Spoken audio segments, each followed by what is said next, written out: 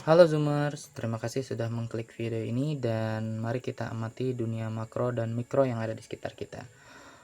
Oke, hari ini kita akan mengamati apa lagi? Kita akan mengamati pembelahan sel secara meiosis. Oke, apa itu pembelahan sel secara meiosis? Sebelum kita mengamati eh, preparat dari pembelahan sel secara meiosis, kita akan menjelaskan dulu apa itu pengertian, tujuan pembelahan meiosis, dan tahapan-tahapannya. Oke, langsung aja. Oke, meiosis atau pembelahan reduksi adalah pembelahan sel yang menghasilkan sel anakan dengan jumlah kromosom setengah jumlah kromosom sel induk. Pembelahan ini sangat penting bagi organisme yang berkembang biak secara seksual, yaitu dalam proses pembentukan gamet atau gametogenesis. Oke, sejarah penemuan meiosis ini dijelaskan oleh Edward van Beneden pada tahun 1883 saat mengamati telur cacing Ascaris sp yang mengandung kromosom yang hanya separuh dari jumlah kromosom yang ada pada sel somatis. Pembelahan meiosis berasal dari kata meion yang artinya pengurangan. Meiosis dibagi menjadi dua pembelahan nukleus, karyokinesis, yaitu meiosis 1 dan meiosis 2. Pembelahan meiosis 1 dan meiosis 2 yaitu adanya pindah silang dan penggandaan kromosom. Dari sejarahnya tadi sebenarnya ada perdebatan mengapa pembelahan sel secara meiosis ini terjadi gitu ya. Terlebih bagi mereka yang menganut teori evolusi. Jika makhluk hidup itu berevolusi untuk memperoleh keuntungan dari hasil evolusi tersebut, maka pembelahan sel secara meiosis ini tentu saja kekurangan. Karena apa? Seperti di dalam video kita yang sebelumnya, ya, pada pembelahan sel mitosis. Nah, pada pembelahan sel mitosis itu, maka organisme yang membelah itu kromosom yang dimilikinya itu sama persis seperti sel induk dan tidak memerlukan waktu yang lama gitu ya, karena dia hanya memerlukan beberapa organ-organ tertentu gitu kan ya. Nah, secara meiosis maka dia harus perkembangbiakan secara meiosis maka dia harus memiliki atau bertemu dengan sel kelamin yang lain gitu. Nah, ini juga mengapa sel kelamin terbentuk ya. Kemudian kenapa meiosis ini bisa terbentuk, padahal itu kan sebenarnya wasting time kalau misalkan dalam teori evolusi itu, jika misalkan setiap organisme berevolusi itu tujuannya untuk memperoleh keuntungan gitu, tentu meiosis ini menjadi sebuah kerugian. Itu adalah hal yang menjadi perdebatan sampai sekarang. Oke, tapi kita tidak mendalam mengenai masalah itu, kita hanya fokus kepada pengertian dari mitosis itu sendiri. Oke, next kita lanjutkan, apa sih tujuan dari pembelahan meiosis ini sendiri? Adapun tujuan pembelahan sel meiosis diantaranya yaitu satu, ya jelas menghasilkan gamet ya. Kemudian kedua, mengurangi setengah jumlah kromosom ya, dan ketiga meningkatkan variabilitas genetik pada gamet gitu. Gamet sel anakan yang dihasilkan dari pembelahan secara meiosis ini tetap membawa genetik dari induknya, tapi hanya setengahnya. Inilah yang menyebabkan varietas dari hasil anakan jika terjadi fertilisasi gitu ya. Jadi kita ya itu berbeda dengan orang tua kita, tapi tetap memiliki ciri-cirinya ya. Misalkan dari ayah itu ada rambutnya, kemudian dari ibu itu wajahnya kayak gitu ya. Nah, itu yang menyebabkan varietas kita seperti itu. Contoh ya. Kemudian selain tujuan juga kira-kira apa nih ciri-ciri pembelahan meiosis ya? Ciri-ciri pembelahan meiosis ya itu pasti terjadi di sel kelamin ya. Jumlah sel anakannya itu 4 ya. Kemudian jumlah kromosom setengah dari induknya. Pembelahannya terjadi secara 2 kali dan membutuhkan waktu yang lebih lama dibandingkan pembelahan mitosis dan memiliki proses yang lebih kompleks. Oke, kita lanjut ke tahapan pembelahan meiosis ya. Tahapan pembelahan meiosis berlangsung dalam 2 tahap, yaitu meiosis 1 dan meiosis 2. Pada meiosis 1 terjadi reduksi atau pengurangan. Reduksi artinya pengurangan gitu ya, jumlah kromosom, dan sedangkan pada meiosis 2 terjadi proses sama dengan pembelahan mitosis. Kita masih ingat kemarin pembelahan mitosis ada 4 ya. Di sebelumnya itu ada yang masuk interfase ya. Pada mitosis, profase, metafase, anafase, dan telofase itu juga terjadi pada pembelahan meiosis. Oke, apa aja nih tahapan pada pembelahan meiosis ya? Tahapan pada pembelahan meiosis berlangsung dalam 2 tahap, yaitu tahap meiosis 1 ya dan tahap meiosis 2. Pada meiosis 1 terjadi reduksi. Reduksi itu artinya pengurangan gitu ya. Kemudian pada meiosis 2 terjadi proses yang sama seperti pembelahan mitosis. Kita ingat bahwa pembelahan mitosis kemarin itu ada 4 ya. Profase, metafase, anafase, telofase, tapi sebelumnya didahului oleh interfase. Nah, itu juga terjadi dalam pembelahan meiosis ya, di meiosis yang kedua. Tapi pada meiosis pertama itu mekanismenya berbeda kayak gitu. Oke. Pada meiosis pertama ya terdiri dari 4 tahapan, yaitu profase 1, metafase 1, anafase 1, dan telofase 1. Pada tahap meiosis 1, nukleus membesar sehingga penyerapan air dari sitoplasma, kita ketahui bahwa sebagian besar isi dari sitoplasma itu adalah air gitu ya, untuk menjaga kestabilan dan kelembaban sel. Di dalam sitoplasma ini juga terdapat organel-organel sel. Kemudian dari sitoplasma ini ya, air dari sitoplasma oleh inti mencapai 3 kali lipat ya. Tahapan-tahapannya ya, pada pembelahan meiosis pada sel hewan memiliki 2 kromosom atau sepasang kromosom homolog. Oke, kita lanjut ke profase 1 ya. Tahap profase 1 ini pada pembelahan meiosis memiliki waktu yang lebih lama dan lebih kompleks dibandingkan dengan tahap profase pada pembelahan mitosisnya. Tahapan profase 1 ini terdiri dari beberapa tahap. Ada leptonema atau leptoten, yaitu tahapan terjadinya penggandaan kromosom menjadi kromatid kembar, sister kromatid gitu ya. Akan tetapi dalam pengamatan mikroskop bentuknya masih seperti benang-benang tunggal tipis yang memanjang. Lebih singkatnya, pada tahapan ini terlihat benang-benang halus di bagian inti sel dan mulai terbentuk kromosom kayak gitu. Seperti kita ketahui bahwa sebenarnya pada tahapan interfase dan profase itu memang agak susah terlihat kalau misalkan di mikroskop cahaya gitu ya. Nah, karena itu masih pembentukan kegiatan di inti sel dan pembentukan kromosom kayak gitu. Nah, selanjutnya itu ada zigonema.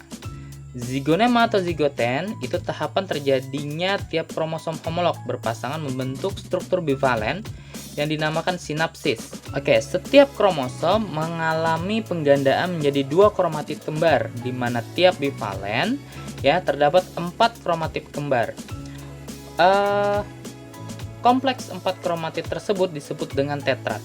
Lebih singkatnya, pada tahapan ini terjadi 1. Pembentukan kembaran kromosom atau geminus, dan yang kedua ya itu adalah kromosom homolog yang berpasangan disebut bivalen. Sedangkan peristiwa berpasangan antar kromosom homolog disebut sinapsis. Pakinema atau pakiten yaitu tahapan terjadinya penampakan visual pertama kalinya struktur tetrad. Tahapan ini juga mulai terjadi pindah silang atau crossing over, yaitu pertukaran materi genetik antara kromatid paternal dengan kromatid maternal. Lebih singkatnya, pada tahapan ini geminus atau kembaran kromosom terbentuk secara sempurna. Lanjut ke diplonema. Diplonema atau diploten yaitu tahapan terjadinya penampakan secara visual dan tempat terjadi pindah silang yang disebut sebagai kiasma atau jamaknya dari kiasmata gitu ya. Lebih lengkapnya pada tahapan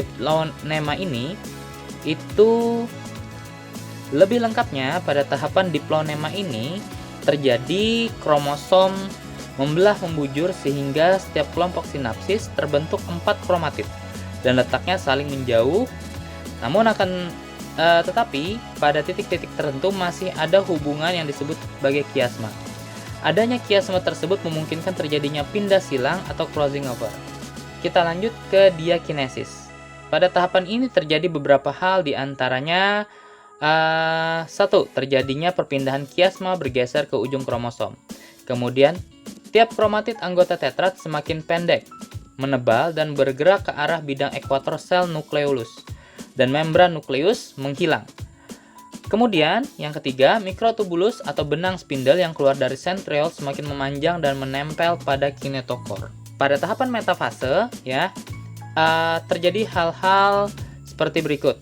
Dinding inti dan nukleolus, ya, anak inti itu menghilang, terbentuk benang-benang spindle.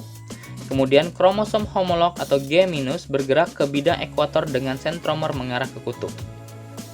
Lanjut ke tahapan anafase pertama, ya, anafase 1. Pada tahap ini kromosom homolog berpindah dan bergerak ke kutub berlawanan tanpa pemisahan sentromer. Di tahapan telofase terjadi retikulum endoplasma membentuk membran inti di sekitar kelompok kromosom yang telah sampai di kutub pembelahan.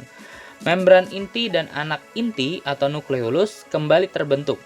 Pembentukan membran plasma untuk memisahkan sel anakan.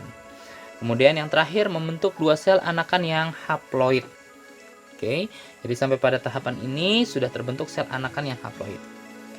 Kemudian pada tahapan meiosis yang kedua, ya, pada pembelahan tahap meiosis 2 ini berlangsung seperti mitosis, namun sel-selnya bersifat haploid. Tahapannya yaitu mulai dari profase dulu, ya. Itu yang pertama, ya, dua buah sentriol menjadi dua pasang sentriol baru. Kemudian setiap pasang sentriol bermigrasi ke arah kutub yang berlawanan. Dan mikrotubulus membentuk spindle, ya, dan membran inti.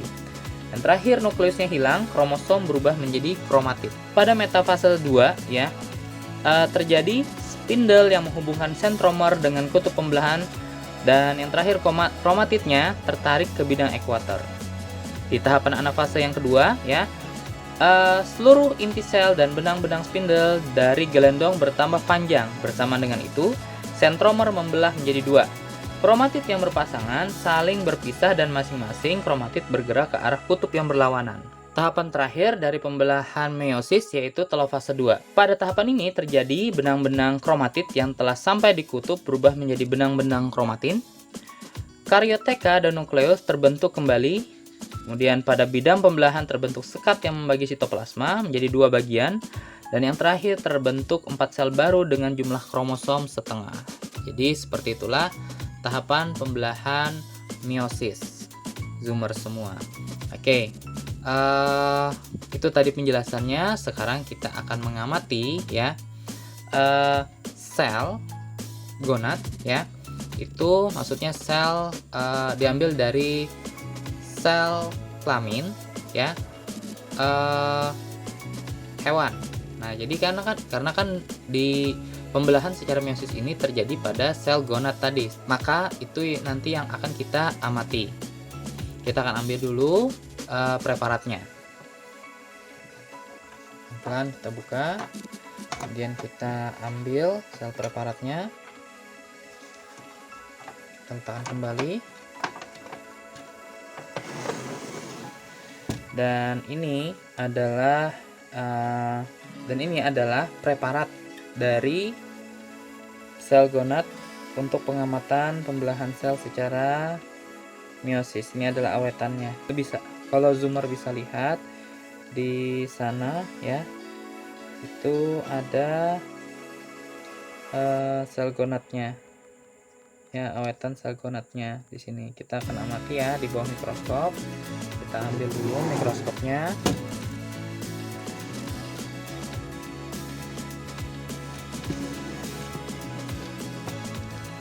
Oke, kita ambil dulu, kita letakkan di bawah mikroskop.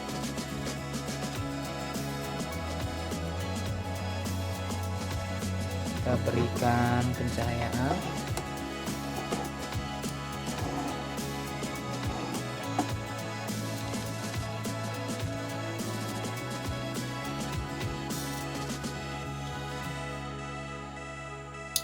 Kita atur cahayanya.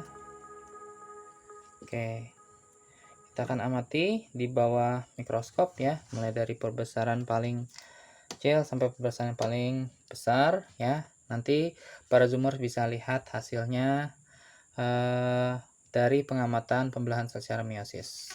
Oke.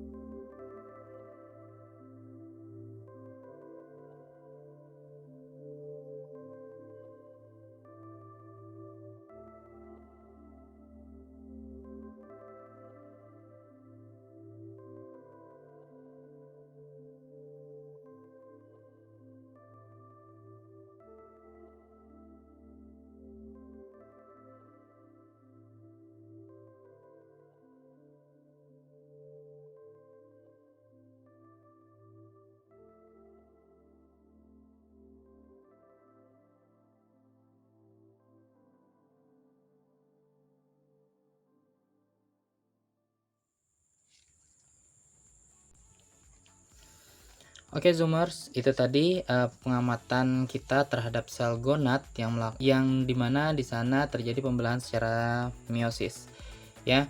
Oke, semoga bisa menambah wawasan para Zoomers semua, terutama tentang pembelahan sel secara meiosis. Jangan lupa like, komen, dan subscribe channel ini agar kita semangat dalam membuat konten-konten edukasi dalam hal pengamatan terhadap dunia makro dan dunia mikro yang ada di sekitar kita. Oke, kita ketemu lagi di video selanjutnya. Salam Zoomers, bye-bye.